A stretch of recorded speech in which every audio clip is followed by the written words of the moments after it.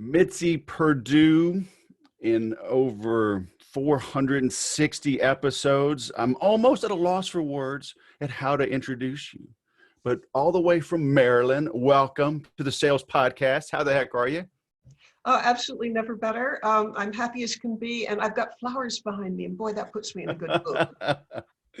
Anything that looks nice in my office is because my wife put it there. Uh, If it was just me, I would just have bourbon back there and maybe a that's the dartboard. spirit. Oh, well, can I put my bourbon back there? Absolutely. Then we can have a really lively conversation. Hey, I was just talking to somebody the other day. We were wine tasting yesterday, and And you didn't invite me? you were invited, but COVID But I was and a all, no-show. Oh my gosh. COVID and stuff. You said, yeah, you're Yeah, just going to drink out yeah. there. So our friends had this nice the big like Sprinter vans, the big tall ones. I Um, believe I not only I know it, I've got one. Oh, I'm so jealous. They have the Mercedes diesel, but they built it as a limousine. They bought it as a limousine, and so they rent it out for wine tasting, for tours out here. Oh And wow. so they said, "Oh, my cousin's coming out, some friends. Y'all come with us." So we spent the day with them, and they picked us up at like 11:30, and so we're on our way to wine tasting. And my friend says, "Hey, you want some tequila?" I'm like, "Yes," But I was like the nice thing about airports is nobody judges you, when you ask for a neat bourbon at 8:30 a.m. because they don't know what time zone you're in. So it's like, it's all good. All good, all good. So No, I mean, Mark, adult beverages, my sister has a phrase which is, wine is the proof that God loves us and meant us to be happy. amen. Hey, his first miracle, right? Jesus' first miracle was turning water to wine. Well, all for it. So there you go. I'm just saying, I'm just reporting the facts. So you were introduced to me by Mark Victor Hansen. You have a wide-ranging history. You are a member of the National Speakers Association. You've written a few books. One here on your main website, and we'll link to all of them, is How to Make Your Family Business Last. Oh, and then you've got that one. That's your next one. How to Be Up in Down Times, which you came out just in time, or maybe because of COVID. So you wrote that with Mark, right? And so that is awesome. You are also involved in human trafficking. We're going to talk about that. But you have an interesting background. Your father was the co-founder of Sheraton Hotels, right? Exactly. And then your husband was, well, maybe not the founder, but was the family business of Perdue Farms. Yeah, he brought it from no employees to 20,000 employees at the time of his death. So he was one smart cookie. Oh my gosh. And so I've got to imagine you have a few stories about growing big businesses. Is that safe to say? Not only is it safe to say, but if I could add a PS to it, Sure. the principles that made it work for those two men, and by the way, they were the same principles, I think work for any size business. I mean, if you're just, no. My business is different. if you employ people, their principles will count. So if you're a human selling to humans, the principles will work. Oh, well, yes. I'm thinking of something that Frank Perdue used to say, and I don't think it's original with him. I think he gives credit to the Dale Carnegie course. I think it's the Dale Carnegie course, that nothing happens without somebody making a sale. Mm-hmm. So, and that's in the broadest possible sense, that, as you go through life, you're persuading people to do things. And Frank Perdue thought that sales was just as important as anything in the world. Right. Because sales boils down to persuasion in the end, and boy, was he good at it. Was he, how to put this? Like, was he a trained salesman, or was he a trained entrepreneur that just kind of knew that sales and persuasion were part of the equation and just did it well? No, it's almost a story of that his greatest deficit became his greatest asset. Because, he told me that when he started out, he was a shy farm boy who didn't even engage in after-school activities because he'd go running back to the farm to do chores. So he was never in a school play. He was basically, actually, to the end of his days, a fairly shy person. Oh, yeah. And he transcended his shyness. And well, he told a story about how his father wanted him to overcome his shyness and set him to work selling feed corn. And Frank told me that it was so hard even to interact with people, that there he is trying to sell a farmer on buying seed for next year. And all he could do would be stare at his field boots and not How, even look. how old was he? Let's say he was probably 18 at this time. Oh, wow. Okay. But just, he said, extremely shy, but he thought that his father in the end did a huge favor because at the end he did overcome his shyness. And something that I'm going to guess our audience wouldn't know about Frank Perdue, but in the 80s and 90s, he was known as the marketing icon of the world. What? Yeah, I mean, we could travel in Moscow or Beijing and people would recognize him. His ads became so famous that he became famous. I mean, if would get off, I don't know, at an airport, there could be 20 people coming up asking for his ads because he became so good at marketing and sales. But he absolutely, I would say, was self-taught. He recognized early on in the founding well, not the founding, but the growth of Perdue Farms, the chicken company. He wanted his sort of niche to be the premium brand, and to be a premium brand, you have to put a lot more, how about money, into the genetics of the chicken, raising them in the healthiest ways with the finest feed and all of that. But that means you have to charge more. And he figured out, this shy man who came from a small farm background, he figured out that if he wanted to have a premium brand that would cost more, he'd have to communicate with the non-farm public about what went into raising chickens better than anybody else. Mm-hmm. And so to become, how about a virtuoso, not just a journeyman, but a virtuoso in the art of selling chickens, he took a 10-week, like vacation almost, from running his business to go to New York and spend 10 weeks learning about advertising, including how to choose an advertising agency, what the public would want in an ad. And at the end, his campaign for almost 20 years was something that most people, if you're in your 60s or 70s, and at least are in the East Coast of the United States, you would remember, it takes a tough man to make a tender chicken. But my point in all of this is that he had no natural gift for this. It was him overcoming and transcending his deficits. And you wrote a book on that, right? Tough did. Man, Tender Chicken, Business and Life Lessons from Frank Perdue. I mean, you in your own right. I mean, you went to Harvard, right? I mean, you got a master's degree as well. I did. So you know a little bit about education, business.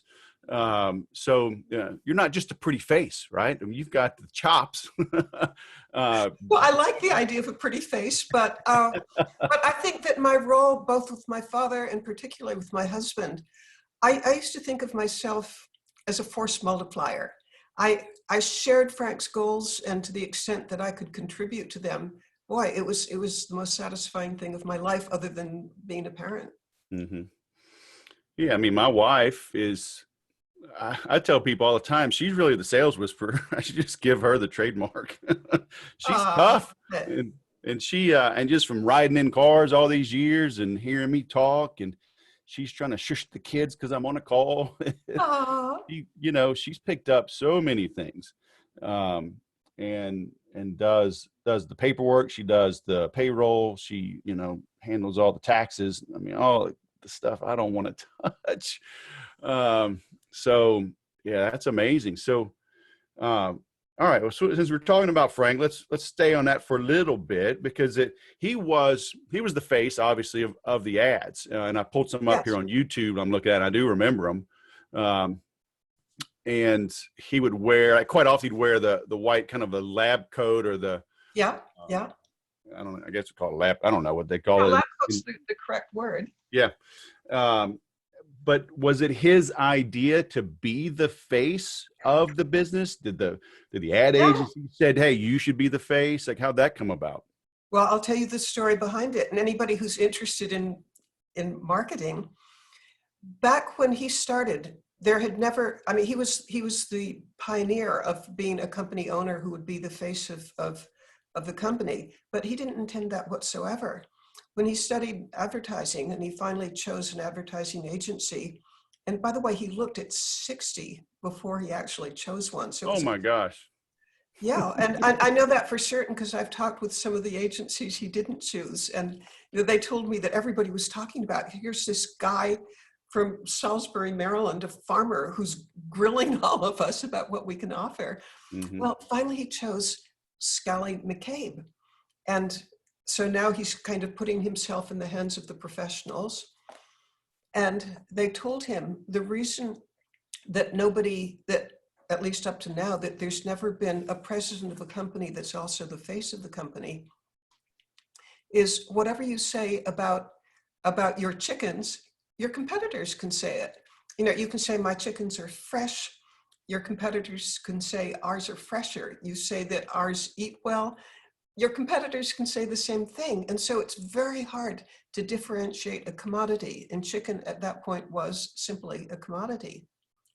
Well, Scally McCabe told Frank, since your competitors can copy everything you say, there's one thing that they can't copy, and that is you look like a chicken, you squawk like a chicken, and you relate to the brand. And that's the one thing your competitors can't copy, and we want you to be, you know, the face of this campaign. And Frank said, you know, I've never even been in a school play. I hate public speaking. No, I don't want to do this. And they said, you've hired us for our expertise. What are you going to do about it? Well, he decided that he would learn how to be on TV, and he spent months doing it. And I know from his daughter that he has 3 daughters, but one of his daughters said that he'd spend hours every day, you know, before the shoot, practicing his lines. And when it finally came time for the shoot for the first ad, oh, the copywriter told me that he knew that Frank was a shy guy, and the copywriter told me, you know, as director also, that he'd have to be drawing Frank out. But instead, there was Frank sort of booming larger than life. Great surprise to the copywriter. And the copywriter said, I had to dial him down Wow. because he had taken the directions of, you have to give to the camera. He had taken it too far and had to be dialed down. But dialed down, there was an honesty to it, a sort of blatant, here's who I am and here's what this is all about, and sort of a wry, off-the-wall sense of humor that just perfectly reflected the man. And I think advertising was, I guess, the biggest factor that brought Perdue Farms from a sleepy little chicken company to the 3rd or 4th largest in the country. Mm-hmm. So this was a family business, right? Right. We're celebrating our 100th anniversary this year. Woo-hoo. Nice. But he put him on the map, would you say? Without doubt. I don't think anybody could argue with that. So what did he see differently, right? Because my uncle started a coffee business in Baton Rouge, and now my cousin runs it, and he has, you know, much different vision than what my uncle had, and he wants to go bigger, you know, out farther. You know, was Frank's dad, did he just have a different vision, wanted to keep it small and local, and Frank says, hey, let's go national? Or, you know, what led that growth? What was the difference between father and son? Okay, I suspect if Frank had never occurred, that he would have been one of 5,000 growers in the eastern shore of Maryland. I don't know where Frank's ambition and vision came from. I just don't. It's mysterious to me. But he had an amazing ability to have a very broad vision, but even better, he had the ability to see what he'd need to do to get from here to there. So if he wanted to have one of the best chicken companies in the world, so his vision was a premium brand, and then he figured out to get from here to there, he'd have to tell the buying public why it was better. But then another part of his vision was he knew he wasn't going to get there alone. What he was extraordinary at was inspiring the people who worked with him to go the extra mile and to stay with him for life. And he had a number of ways that he'd do that that I would recommend to everybody. And among them, I remember when Frank was alive, there were 16 processing plants, and I don't know how many feed mills, because we're as large in grain as we are in chickens or poultry. Well, we would go through processing plants, and there might be 1,000, 2,000 people there. And the number of, and would go through the lines of the workers on these production lines. And I was endlessly amazed at the number of names that he knew. And he didn't just know names, but he'd, and I got to tag along with him because I love doing this. But say there's somebody who's, on the line, and Frank would say, Mitzi, I'd like you to meet Delcy. Delcy has been with this company for 30 years, and her son just got into college. Or meet Tony, and then he'd tell me something about Tony, like Tony's never had a sick day. So the number of people that he knew on the line was just staggering. This is something I can't do because it's not my gift, but he was really good at remembering names and facts about people. And I try really hard, but boy, I'm left in the dust.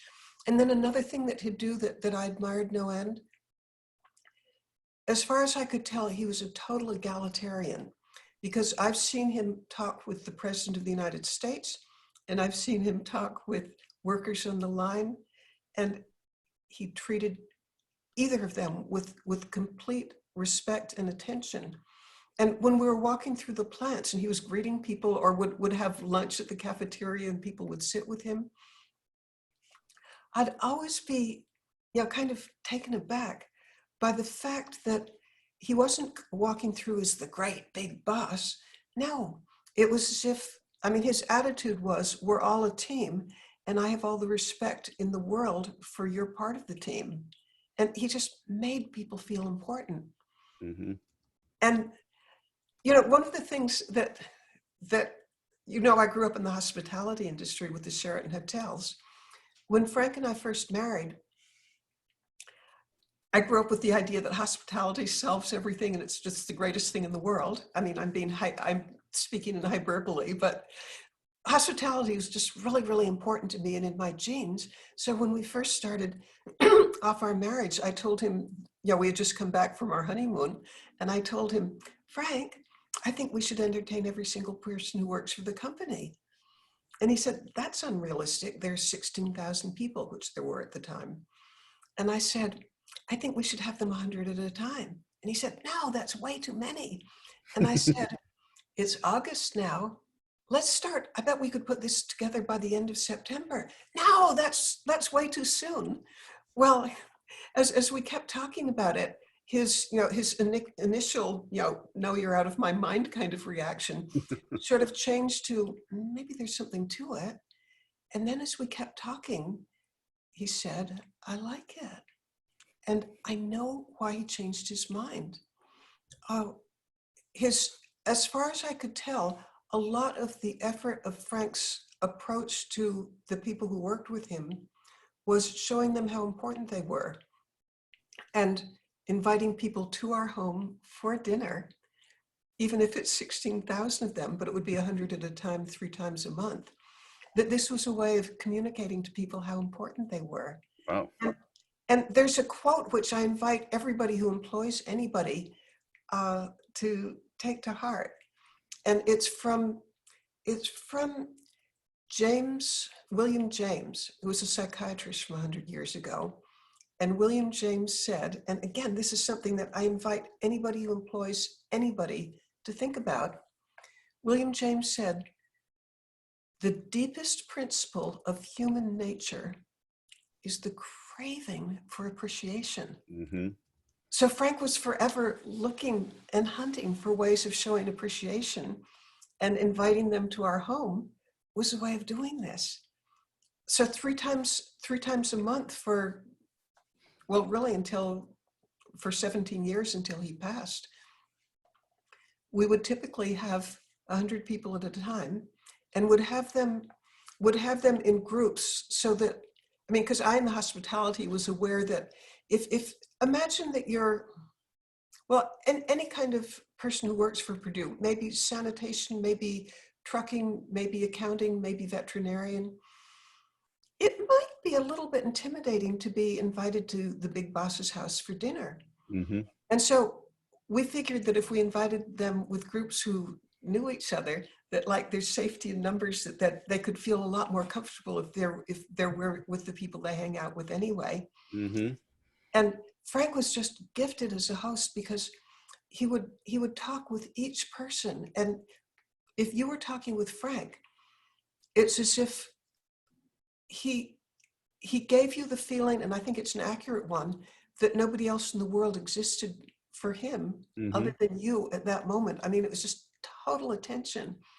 And then when it came time for the actual dinner, it would be a buffet. And in our living room, we had a great big long buffet table, and there would be 3 or 4 people serving, but one of those people would be Frank. He would be waiting on his employees. And I can remember like standing back and thinking, is there any head of a Fortune 500 size company who would actually wait on his employees? Mm-hmm. I mean, is that not cool? Yeah. And this was, so you started this in the late 80s? 1988. We married in 88, and 6 weeks after our marriage, we began this. And in the end, Frank just loved it. And you know, he just made maximum use of it, because he used to, you know, at the end of the meal, he'd stand up in front of people and he'd tell them what was going on in the company, like the good, the bad, the ugly, what he was proud of, opportunities. Yeah, he'd share as if he was talking with the board of, giving a report to the board of directors. Mm-hmm. And you know, how great must be that for somebody who's working for a company, to be on the inside of what's really going on and to hear it from the person who really knows. And then at the end of every evening, by the way, he'd answer questions. And then at the end of every evening, in I don't know, one way or another, he would communicate the following thought: I know that the company wouldn't be what it is today if it weren't for you. Thank you. Mm-hmm. Even that large a number, I mean, that would take you 3 or 4 years to get every employee over just one time, huh? Oh, well, actually, it branched out eventually, not just to the employees, but during the time that Frank and I were married, there were 5,000 farmers who, I mean, they own their own chicken houses, and they sell the chickens to us under contract. We would invite them. And then there were suppliers. In some cases, there were people who had sold us propane for 3 generations, or wood chips for bedding, or whatever. Anybody who had been a supplier for us for more than 1 generation would absolutely be invited to our home for dinner for a thank you. And did you serve chicken or steak? What's that other awful thing that you just mentioned? Certainly not pork, huh? Well, do you know the funny thing is, since Frank's passing, we actually do grow beef and pork. So all my prejudices against them, I have to revise. In fact, just another personal thing, and it's probably too important and trivial even to mention, but for a good bit of my life, if I was out at a restaurant, I'd always order chicken, because I knew I'd be teased if I didn't.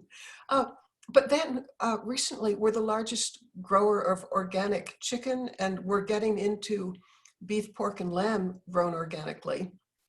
And so now I can absolutely order any of those. But yes, we served chicken. Did his daughter, so is it still run by family, or is it transition? He had 3 daughters and 1 son. And the son, Jim Perdue, heads it now. And amazingly, there are 4 family members in the business right now. Nice. So it's, I sure hope it continues for Yeah. another 100 years. So, you know, being involved with 2 major corporations, I'd love your take on this if you can answer it. You know, goal setting is a big thing, right? There's a bazillion books on goal setting, and people, they struggle with it. And, you know, some say have very detailed goals. Some say have a 100-year plan, and others are like, you know, have maybe not such detailed goals, but have a direction you want to go, you know. So like with your dad, do you remember, you know, did he set out to say, hey, I'm gonna build one of the biggest hotel chains ever? Or was it just like, man, I'm just going to try to put food on the table, and this is my business? And, you know, and your husband, I mean, you met him, things were already growing, but did he have, do you know how they started? So, because it's, for my listeners, even myself, right? I'm not building a $1 billion entity. I'm not going to be the head of a Fortune 500 company, right? But we could build a $5 million or $10 million or $50 million business.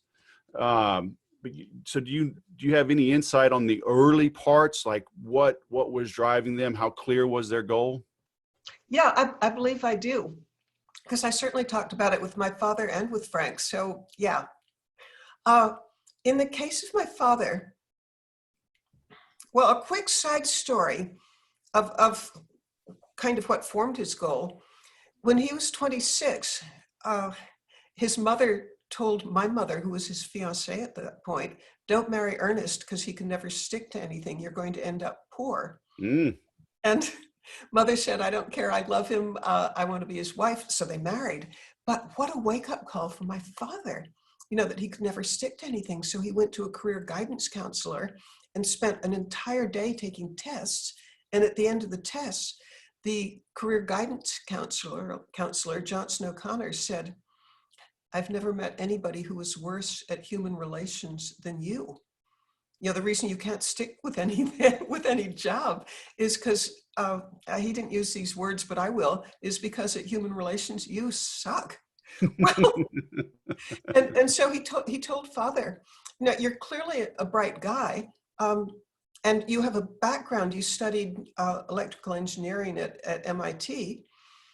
You know, what I recommend for you for a career is one where you don't interact with anybody and you just work in a laboratory, and, you know, use your smarts, but don't count on your human relation skills because you don't have them.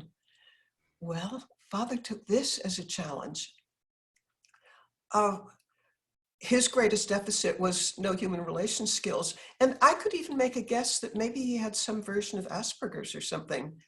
Although I don't know. I mean, I really don't know, but it seems to me that somebody who has no human relation skills, maybe that was my father's problem. But he took it as a challenge. And so I don't think he had a challenge to build a global hotel chain, but he did have a goal of overcoming a deficit, because, and we even talked about this, that success in life is going to depend on other people. And so he began trying to crack the code of how to get along with people and what made them tick. Mm-hmm. And so he'd take psychology courses. He took the Dale Carnegie course. He told me that he read How to Win Friends and Influence People. Every 10 years, he'd reread it. He took public speaking courses. He took salesmanship courses. Everything that he could do to learn more about what makes people tick. And later on in life, he even made friends with some of the world's most famous psychologists, and they'd be guests at our weekend house where he'd be, you know, talking with them about what motivates people. And with that background, and I'm now coming to the real answer to your question of setting goals. He had the goal of transcending his greatest weakness. It became his greatest asset.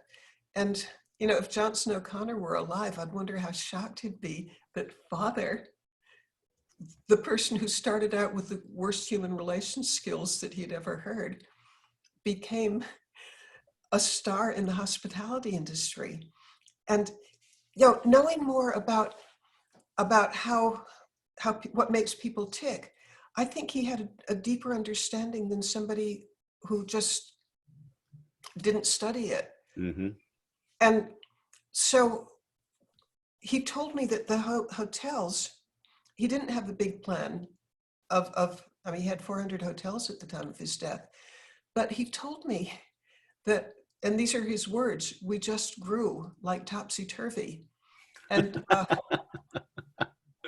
and here's how it happened. He bought one hotel, and this was at the height of the Great Depression, where hotels were going bankrupt right and left. Nobody was buying hotels. He bought one like almost at a fire sale. I mean, I'm not being literal, but so if with nobody bidding against him, he bought a hotel. I think it was Cambridge, Massachusetts. Yep, 1937 Continental Hotel. Well, he made a fabulous success of it, and with the money he made from that, he bought another hotel and then another. And so you might wonder, how could he make a success of hotels when everybody else was going bankrupt? And he told me the reason for Sheraton's success at every level is the people who worked with it, worked for the company. And then the question is, how do you motivate people to go the extra mile, to give their all to making a success? Mm-hmm. And one of Father's phrases was, inspire, don't require.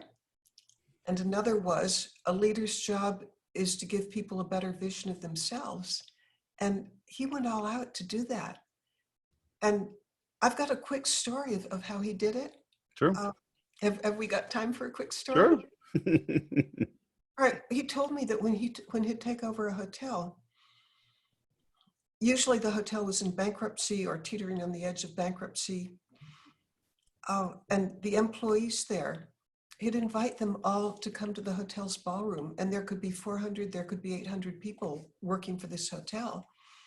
And Father knew that the employees walking into the hotel ballroom, that they'd be a totally demoralized bunch, because if the company that you've worked for has just changed hands, you could pretty much expect that the new owner would be hiring his friends and taking care of his relatives, and that they're probably terrified that they're going to lose their jobs. And during the Great Depression, it's awfully hard to get another job if you've lost your job.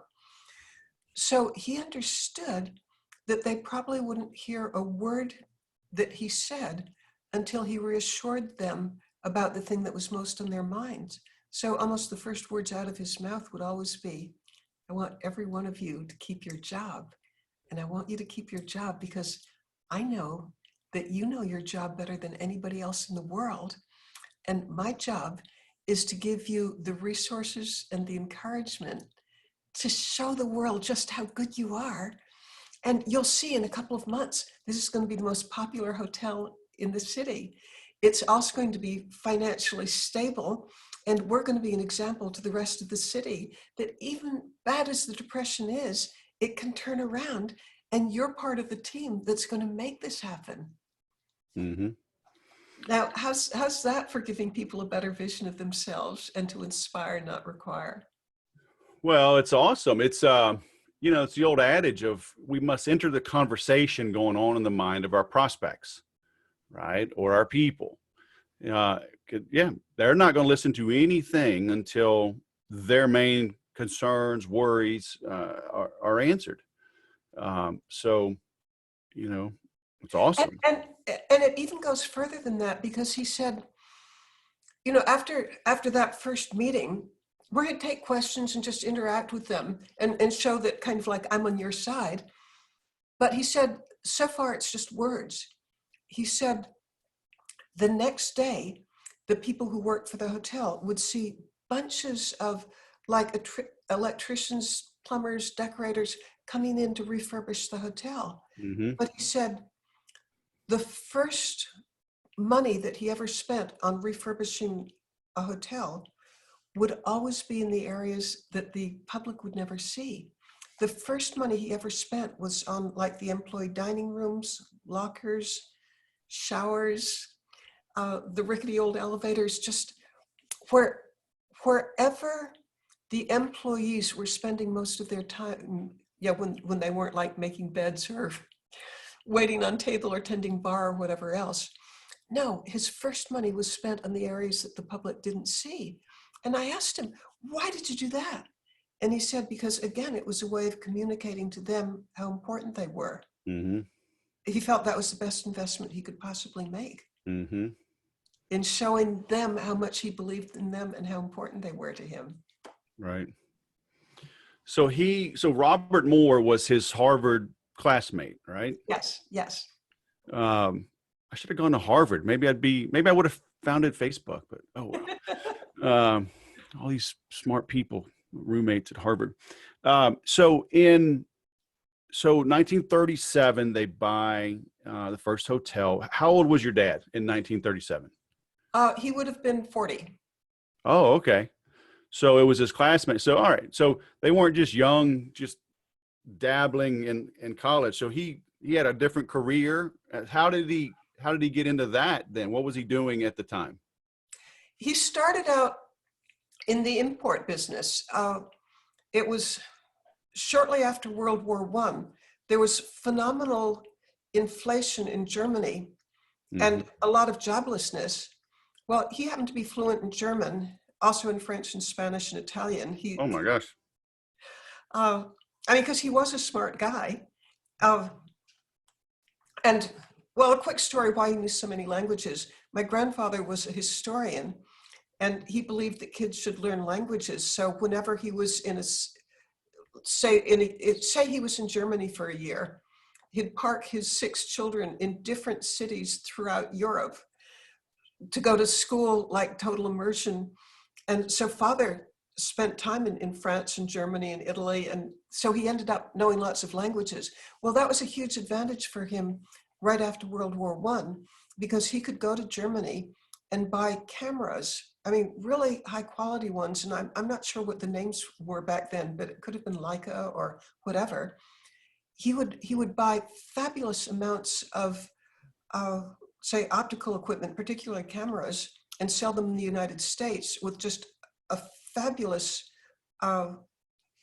ability to make a profit because of the exchange rate. But it was hugely beneficial to the Germans as well, because, say, sometimes he'd be coming back to Germany to a factory where he had had great big orders. And he had one story about when he was on a train pulling up to this small town where there was a camera factory. And he said, obviously, he was 23 at the time, I think. Some VIP must be coming because the station was decked out with bunting and there was a band and the mayor of the city. So he snuck out the back way, not wanting to interfere with whatever ceremony was going on. And then somebody recognized him and said, no, you've got to come out the right way because this is for you, because the town is so happy that you've got right employment. Nice. So what made him shift? That's a big shift from that into hotels. You're just a smart entrepreneur, just saw the opportunity. The hotel, I guess it's the Continental Hotel. He knew it was for sale because I guess he lived nearby, and the opportunity just seemed so enormous to buy something that he could. It was in Cambridge. So he lived in Cambridge after graduating? Yeah, he did. He stayed there? He did. And so I guess it was just opportunity, but it was the hotel business is where he really hit his stride, because with his understanding of human nature, which I don't think he would have had if he hadn't made it almost one of the biggest goals of his life, to understand what makes people tick. What a gift it was for him to be able to transform a hotel that was I don't know if it was bankrupt or on the verge of bankruptcy, but when he could turn it around and make it profitable and then use the profits to buy more hotels and then more hotels, it was as if it was a perfect match between somebody. I mean, he was smart because I mentioned that he had a degree in electrical engineering from MIT, but he attended Harvard at the same time. Back then, they had some kind of dual program Oh my where gosh. where you could get degrees from both, and he did. So he was using both his innate smarts, but also his human relations skills Right. to. I mean, imagine if you're in that hotel and you've been scared that you were going to lose your job, and suddenly the new owner says, "I believe in you. I'm going to give you the resources to show the world just how good you are." I mean, you probably love that man and you're Sure. willing to go the extra mile for him. And I think that was the story of every hotel he ever bought. Do you know how he got funding for that first one? I do. He and his brother and his roommate from college, Uncle Bob, uh, between them, they had $1,000 in war bonuses because they'd all served in World War I. And they pooled their resources and they invested in them together. And that gave them enough money so that they were able to buy the first hotel. With just a few $1,000s? Well, but the war bonuses, they had invested in them. Or put differently, they had invested the money that they had, and Oh, and they had evidently done well. yeah, And because basically that would have given them roughly what, 18 years of growth. Okay, I got you. So that money, yeah, that makes sense. Wow. So they were self-funded. I well, I don't know about mortgages or whatever back then, but yeah, he told me that the war bonuses that his roommate from college, his brother, when they put them all together and invested them, that was enough for the nest egg to buy the first hotel. And then the first hotel rapidly became profitable because, if you've got an owner who says, "I believe in you and that we're part of a team and that together we're going to be an example to the rest of the city," your motivation, your the way he used to put it is the woman making the beds, the woman or guy waiting on table, or the bartender, they're not waiting on table or tending bar or making beds. No, they're part of a team that together is going to transform this hotel. And Mm-hmm. and I mentioned earlier that he had a motto: inspire, don't require. Mm-hmm. He wasn't telling them shape up or you're fired. He was saying you're part of a team that's going to do something magnificent. Mm-hmm. Yeah, that's awesome. So you're doing some magnificent things with a nice team, huh? Let's shift gears a little bit. Talk about you. So, how to be up in down times? How did that come about? How did you meet Mark Victor Hansen, and how did you come up with this idea? Mark Victor Hansen came into my life because I started an organization called Win This Fight. And the purpose of Win This Fight is to combat human trafficking. And the way we do it is fundraising and awareness raising.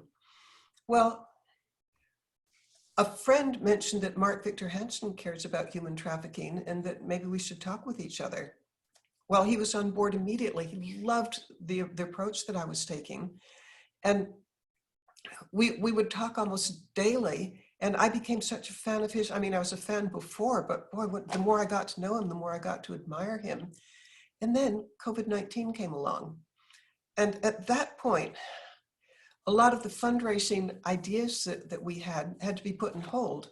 I don't know if you know this, but charities in general, I have heard that charitable contributions for charities, how about throughout the globe, for philanthropy have decreased by 40%. Well, that means that my particular efforts were on hold. But I suggested to Mark, and we're talking early February at this point, that if the pandemic really took hold, and in February it hadn't really taken hold yet, at the beginning of February anyway, I mean, that was a point where I don't think most people were aware how bad it was going to get. I told Mark, I've been a science writer most of my adult life. My column went to 420 newspapers throughout the United States. I've been a science writer and also a health writer. I wrote the blog for the Academy of Women's Health, and I worked for genetic engineering and biotechnology news. I have a science background where I know a lot that can help people get through this. Now, I'm not going to give them medical advice, but I am qualified to give some science advice. You, on the other hand, are possibly the most inspirational person in the world. Your books have sold 500 million copies. What if we together wrote a book giving people advice on how to get through this? And Mark liked the idea, and he suggested that we include his stepson, who is absolutely brilliant on physical fitness. And we had the idea that we would give 40 tips that would help people get through hard times. And it wouldn't be limited just to the pandemic. It would be advice for life. And we also felt that we should write it very quickly. And we did in 3 weeks. It was like up for sale in like 3 weeks. Woohoo! And the sales, I get orders sometimes 200 at a time. Like just recently, a woman from Taiwan ordered 200. Wow. And she's talking about possibly a repeat order for 1,000. I don't know if that will come through or not, but she seems to be part of some, well, I'm not sure how she can order so many, but I'll take it, I'll take it. Sure. And it does give advice that I think it's timeless. It began with the pandemic, but the advice, it's in little 2-page packages, each piece of advice. So if you're under stress and things are going badly, you're not going to read a 300-page tome, but you can read a couple of pages that are Right. going to leave you feeling uplifted and better. Right. And I'll share one with you. Sure. The times that we've been through, and I hope we're coming out of it, but there are no guarantees. But it's high stress. Yep. It's high stress, whether it's financial worries, whether it's health worries, or even how the country's doing. I know a lot of people find that extraordinarily stressful. Well, here's some advice that I can provide as a health writer. It is medically essential that if you've got a lot of stress, give yourself purposefully and consciously at least an hour of respite. And by that, I can't know what the respite is right for you. Some people tell me watching James Bond or Sherlock Holmes. Some people say just playing with the kids, others playing music, others sewing. But whatever it is, where you can give yourself an hour of not thinking about the things that are just eating you alive. And here's why it's medically necessary. Because if you don't give yourself respite, this constant onslaught of stress hormones, they are a genuine threat to your longevity. You are far more vulnerable to lots of health issues if you don't give yourself at least some respite every single day. So do it. Yeah, Mitzi, that's Okay, nice. Just a minute. Tell me what you would do for stress release.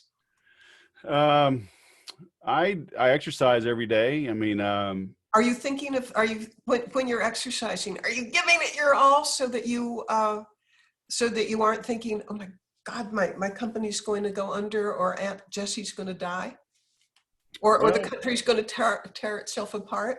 Well, usually it's 90 minutes of jujitsu where somebody's trying to kill me. So yay! Okay, so you're set. I'm very focused on living at that moment.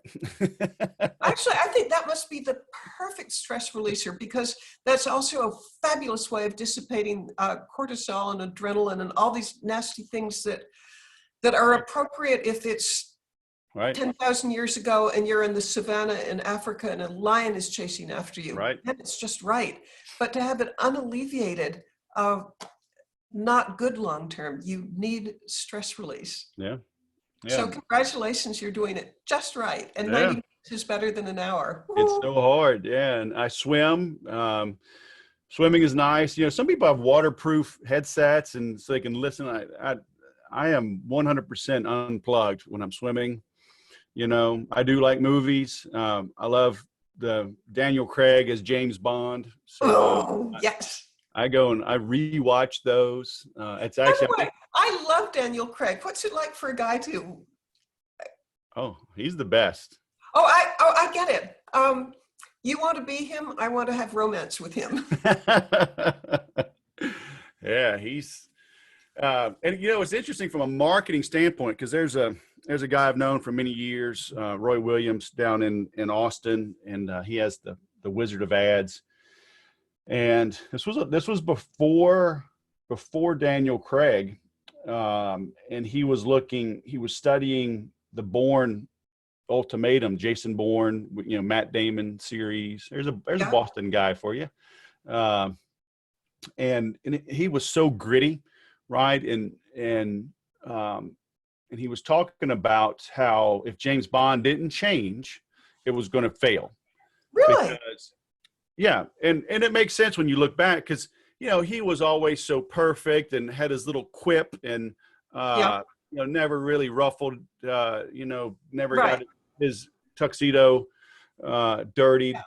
But then Daniel Craig comes out in that opening scene, right? He's fighting a guy in the men's room, right, and slamming his head in the toilet, and he's getting beat up, and then Casino Royale, he actually dies, right, and the accountant, she had to come out to the car and put the plug, the connector in, and hit the defibrillator to bring him back to life. So I mean, I think they realized it, right? It's like we got to make him more human, more vulnerable, but still rises to the occasion. And so I think they did a great job with that transition. Yeah, because how long? I mean, when was the first James Bond? Are we talking 60s, 70s? Oh, for sure. Oh, So, 60. so this is something that's managed to renew itself Oh, for yeah, 50 years? for sure. Wow. 60 years. 60. Awesome. Yeah. So, but yeah, so I like watching movies. I read. I found this guy. It's awesome when you find a great author late. This guy, Brad Thor. He's you remember Tom Clancy? Do you ever Oh, read any? I actually, I listened, the number of times I've listened to Red October. Oh yeah, that. So I was. But no, I try not to miss a Tom Clancy. So is Brad Thor up there with Tom He's Clancy? very similar. So, you know, I was reading Tom Clancy in '89. I was a summer before my sophomore year at the Air Force Academy. So Yeah. I read all the stuff. And Brad Thor, he's not as detailed in the like equipment and stuff, but it's basically the same genre. Yeah. But he's written 17 books, and I just found them. But I've read 3 of his in the last month. I love it because my favorite author of all time, and I'm not recommending it because, I mean, I love it, but I've recommended him to people who haven't liked him, is Terry Pratchett. But he's a kind of, well, he fits under science fiction. Yeah, I haven't read him. I can't, although I love him, he has a fabulous sense of humor and whimsy, but I've gone through everything that he's written, and he's gone to his great reward, so I've run through it all. Maybe Brad Thor is next. Is it Sir Terence David John Pratchett? That's it. Oh, That's okay. it. Humorist, satirist, and author of fantasy novels, especially comical works. You know, one of my all-time favorites was Robert Heinlein. The Moon is a Harsh Mistress. Did you ever read that? I didn't read that one. Oh my goodness. Will I love him the way I love Tom Clancy? Or we're more into whimsy and... No, he was not whimsy. This was... I see quotes from him all the time. He must have been an amazingly brilliant man. Oh, yes. Yeah. You would do well to read a little bit of him. He was so good. So good. But let's wrap this up with your so you already mentioned it, and I'm linking to it. I'm linking to all your books. but your Win This Fight. I'm linking to that, winthisfight.org. Stop human trafficking now. So, and I got to imagine as well, in tough, stressful, chaotic times like now, I would bet trafficking even increases because everyone is stressed out, everyone is distracted, and people still have their proclivities and maybe fall victim to them more than ever. And You're exactly right. these things Alas. creep up, huh? By the way, if anybody would like to, I mean, I would love for people to go to winthisfight.org. And if you like what you see there, send me an email and volunteer, because there's lots and lots that can be done. Mm-hmm. And our mission is to help existing anti-trafficking organizations. I'm not going to ask anybody to go out and rescue a child or something. Right.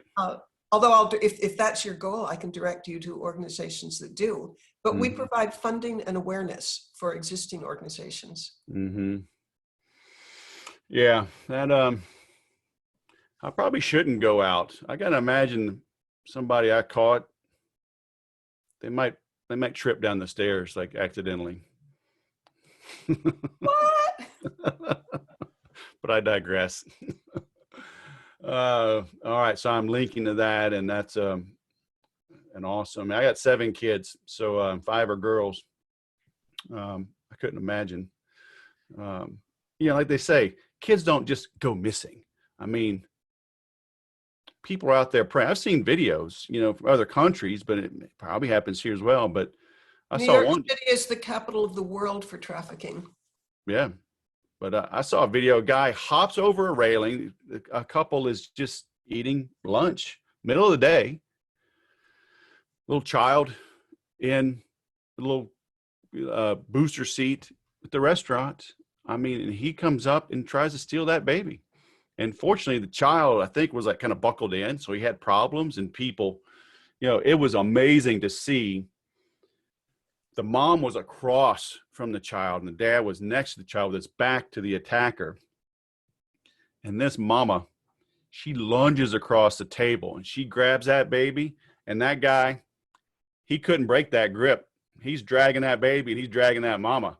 She's like, wow. You ain't getting my baby, And then the dad starts punching. Another guy comes, probably knew jiu-jitsu. Looked like he had like kind of a rear naked choke hold on him. So they were able to take the child away, but just boom, right there in broad daylight. Let me hop a railing and steal your kid from a restaurant. Like, what in the world? I mean, I can tell you something of his motivation. I mean, I can't know that guy's motivation, but in New York City, and I had, somebody from the NYPD told me this, that a trafficker who has 5 girls in his stable can have an income of $1 million a year tax-free. And his odds of doing time are minuscule. And so, if you're a bad guy and you want $1 million, I don't want to give anybody ideas, but. And why are there not tougher crimes on that? Why would he not do serious jail time?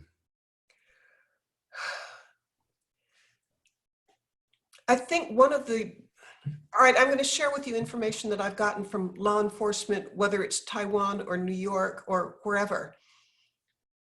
The public has to demand that that the police have more resources for dealing with this, because over and over again, to catch the bad guys, because there's so much money at stake, there's incredible skill in evading law enforcement, like burner phones, and the girls are terrified to testify.